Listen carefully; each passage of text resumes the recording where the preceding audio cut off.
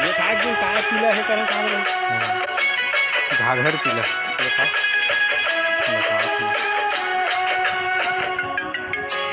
ठीक पण हुकले गावात गा